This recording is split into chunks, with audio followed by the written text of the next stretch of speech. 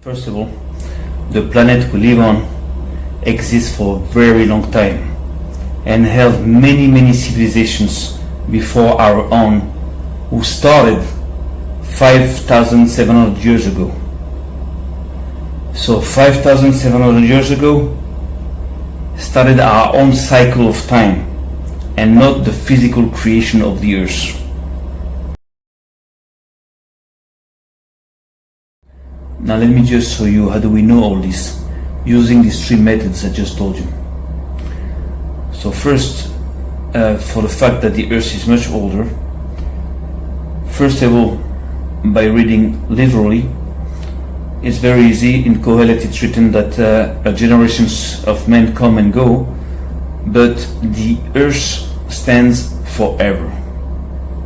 It means what it means. It can have different meanings, but one of them is the fact that the earth is much older than all the generations of men that we do know.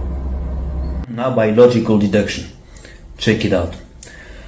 When God takes Adam and places him in the Eden garden, the very word that describes that action in Hebrew is vayanecheu, and he placed him in the Eden garden.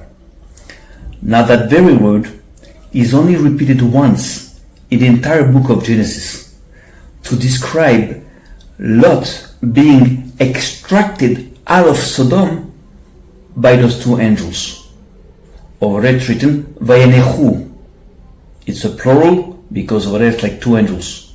In the Eden garden is God.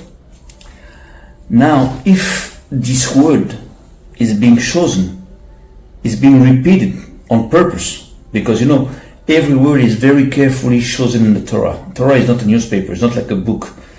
It's very precise.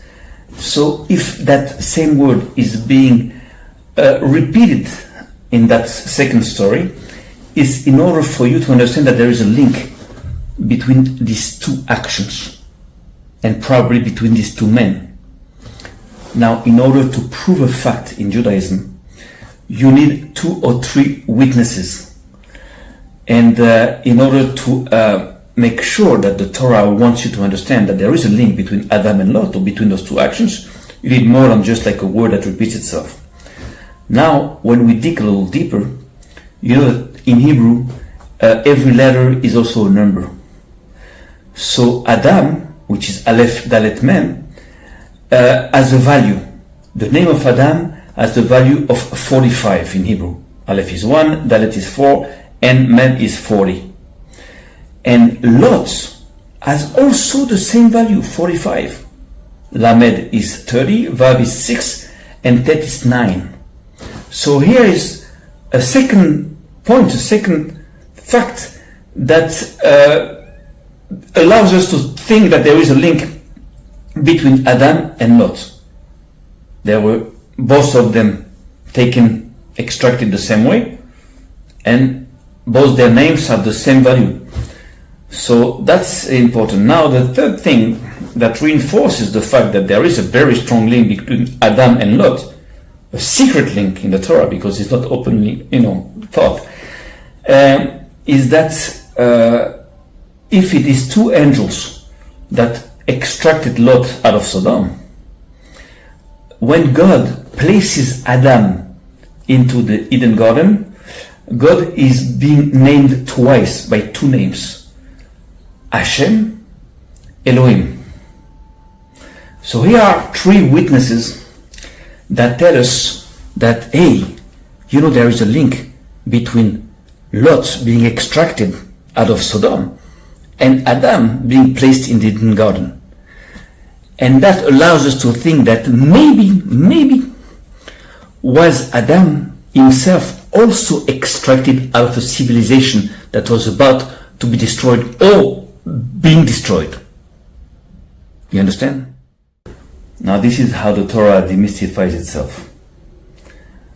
Now in the book of Yov, there's also a verse that says something like, do you remember out of immemorial days when Adam was put upon the earth?